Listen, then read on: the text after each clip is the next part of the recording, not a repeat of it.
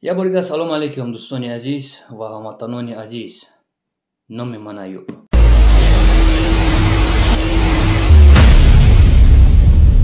мавзӯи имрӯзаи мо дурӯ гуфтани назатиё ӯ группае ки хушона чиста ислом мегиранд. Меган ку мо мусулмонем, шумо мусулмон нестем. Мо такя ба ислом дорем. Шумо зидди ислом рафтесед. Ачаи ма обрӯ дорад, ачаи шумо обрӯ надорад. Ачаи маро шумо ҳарчи нагӣ, ачаи ма биштия. Ачаи шумо бишти нест. Ача яъне оча. Худо лаънат кунам очата ба ми фарзанди тарбиякардагиш. Ача. Фарзандои маро ҳеч нагин. Фарзандои ма ба обрӯ ҳастанд. Ояндаи Тоҷикистон ҳастанд. Фарзандои шуморо ҳар рӯз бурда зино кесанд. духтаротона, занотона, очаотона, бачаотона. Факти далер? Мара гуфтанд. Охи мара ҳарчи гуфтесанд имнами Европа. Гуфтесанд ки ту заставит кеси алмазаги занша Тоҷикистон ро екунам. Ҷавобша бута. Неки ма хапам ку барои ки ма дар кор нест. Проблемаи оз гуфта будам. Охи ма биромадам Муҳаммад Иқбол. Чӣ гапои ҳароме ки ту задеси дурӯғ гуфтеси. Дина як гапи рост гуфтӣ дами ҳаётат. Яъне додоҷона да, як минутак бародар. Додоҷон ҷогамизш гуфтӣ. Ҷогамиз. Худо лаънатат кунатра. Неки бо ту ҳаром. Мебурӯй бо як ҷуда ма як ора а мегум, ту сразу гап мезанӣ. ҳаромзода. Лаънатат кунатра худо. Ба худо қасам мехӯрам, ту дар ҷинно ҷавоб медиҳӣ. Шакал. ҷогада дашт мекардай карочи. Мемиштай. Як рӯз мезанад, як ҳафта мишта хоб аст. ӯ тупояй, ӯ девонай. Гапш дазданаш намезгарад. ӯ додик будай. Як гап буда мо боварӣ дорем. Бале мо медонем ки одам алкашай. Лекин шумо бояд мазоқ накунед.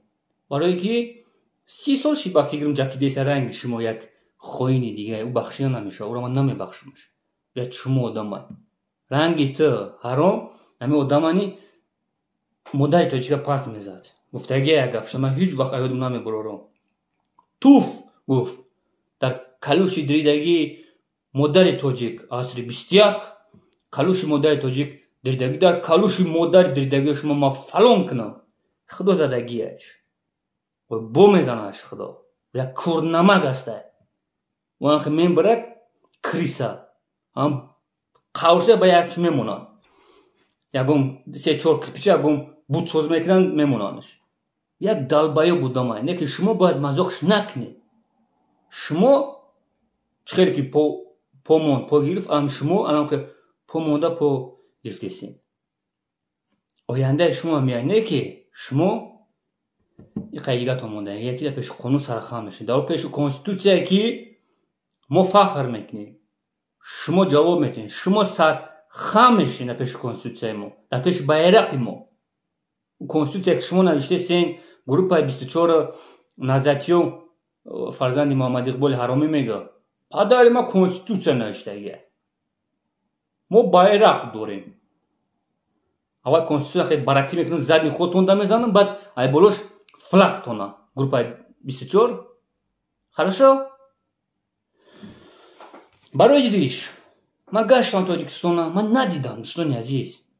ман худам дар бисёр видеом камтар риш мондаги мара ҳеч намегуфт. ҳамсинфои ма, ҳамсоёе ки дар шаҳри Левакан ҳастанд, бачаҳои 30 сола, 35 сола ҳеч касшон намегӯянд.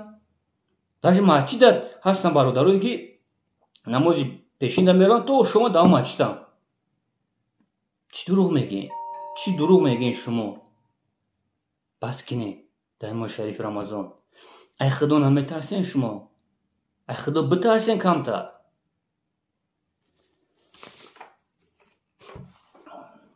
2020 як хоини дига, як ҷавоне ки як бесаводе ки ранги худат як курнамак, вақте ки мегӯмад Муҳаммад Иқбол, одамое ки тайёр мекунӣ, хушу тайёршон кун, мо тупой нестем.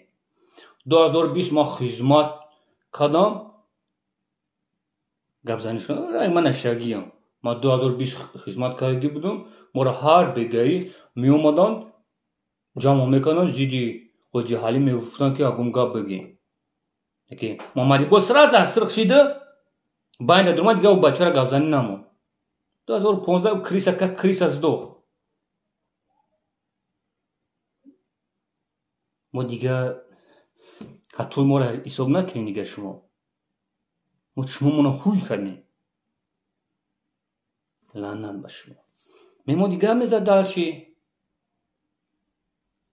محمد اقبال بس که حرامیتا بس که محمد اقبال уже гадош даи мефаҳмӣ худо намехоҳ мезанад ҳаром худо намехоҳ мезанад тра ман шаҳид мешавам барои шумо ҳар як чӯрбан шаҳид намешавад мефаҳмӣ шумо ту барои ҳақ шаҳид шидан бале ту ҳақа гап намезанӣ гуфтам ки дина як гапи ҳақа гап задӣ додоҷони алкаша на самом деле гуфтиш ки алкаша ما باورم میکنم این نخدم باورم میکنم برای که من میدونم دادا جان یعنی دودیک او روزه که 5 تا خودش میگفته 5 تا ساتان آوردم او روز ما زینو کردیم میگم یه هفته پیش زنگ زدن گفتم در ماه شریف رمضان محمد بود یک هفته و من 1.5 سال ما ترا باور کردم ойти насиб боша меброи кабириша мегӯй гапотон гирехтагие шумо қади кабирӣ насиб боша қади дига мондагие ой группа бисёр меброяд тра чумод мега اسلام را او دام تزویر جهتی رهگم زدن افراد اعتقادمند و از خود کردن مال حلال آنها کرده است. در این راه پیش گرفته برای محمد اقبال صدرالدین فرقی ندارد که تقدیر این اشخاص چی می شود، فرزندان آنها چی می خورند، در کوچه می مانند یا غریب و در بدر سرسان و سرگردان می شوند. در گرسنگی فرزندان این مردم تنها شکم سیر خود را می بیند و دریافت وسایل آرام کردن نفس ناصیرمش را. از آیات و حدیث روایت پیش آورده پول دیگران را می رباید. آنها قرضدار گشته با فرزندانشان سر کوچه می مانند و این قلاب صاحب مال و ملک زیاد می گردد.